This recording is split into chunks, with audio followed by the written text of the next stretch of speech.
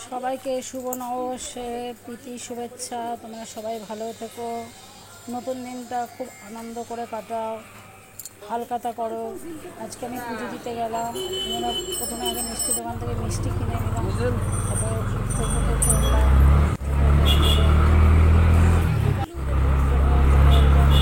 চলে যাচ্ছি সামনে আবার সিদ্ধেশ্বরী, তার মানে ফুল মিষ্টি সব নিয়ে নিয়েছি, ধূপকাঠিও নিয়ে নিয়েছি। নিয়ে আমাকে টোটো দাদাটা বললো বজরং বলিজির মন্দিরে, তো বজরং বলিজির মন্দিরে পুজো দেবে ফেব্রুয়ারি মাসে আসেই না। তাই আমি তাই হেঁটে হেঁটে সেই মা সিদ্ধেশ্বরী কালীবাড়িতে প্রবেশ করলাম। প্রচুর প্রচুর লোক এসছে পুজো দিতে, প্রচুর ভিড় ছিল এখানে। মন্দিরে জুতোটা খুললাম, জুতোটা এখানে রেখে নাম লিখে, নাম গোত্র লিখে এখানে লিখে দিচ্ছেন নাকি? এখানে সবাই পুজো দিচ্ছে, হালকাতা এখানে নাম গোত্র।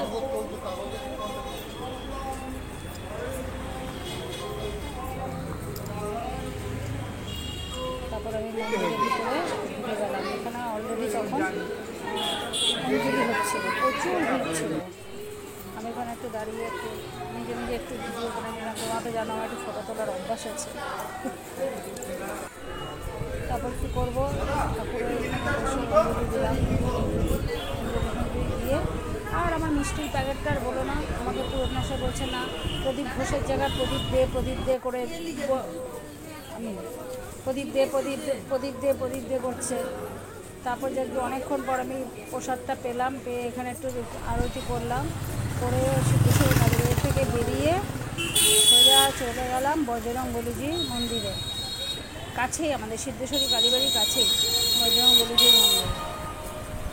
চলো তোমাদের সাথে একটু শেয়ার করি।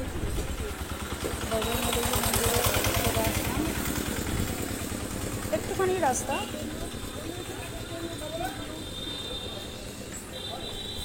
এরকম মন্দিরে আমি চলে এসেছি। এখানে খুব জাগ্রত মন্দির, এটা আমাদের সামনে করে মন্দিরটায় চলে আসলাম। চলে এসে একটু ভিতরে ঢুকলাম। বজরং বলিজি মন্দির, এখানে খুব বেশি লোক ছিল না, তবুও প্রথমে সে একজন ভিতরে পুজো দিচ্ছিল।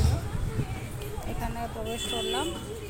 মন্দিরের ভিতরটা খুব সুন্দর করেছে, কিন্তু বাইরেটা ভীষণ নোংরা, পরিষ্কার করা যায়। মন্দিরে বাইরেটা এরকম নোংরা থাকে, বলো এরকম নোংরা করে রেখেছে, দেখেছো? এখানে ঢুকলাম, ঢুকে দেখো বজরং বলিজি। আমি তো আবার স্বামীর মঙ্গল কামনার জন্য পুজো দিতে এসেছিলাম এখানে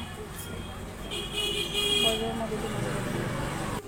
শরীরটা ভালো না, তো এই দেখো ঠাকুরকে আজকে শুভ নববর্ষের দিনে ঠাকুরকে পুজো দিয়ে, বজরং বলিজি মা সিদ্ধেশ্বরীকে পুজো দিয়ে মনটা খুব ভালো লাগে। তারপর এই টোটোটাতে উঠে চড়ে বসলাম।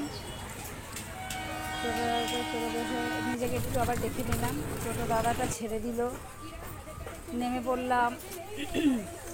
নেমে পড়ে বাড়ির রাস্তার উদ্দেশ্যে হেঁটে হেঁটে একটু হেসে হেসে বাড়ি চলে আসলাম।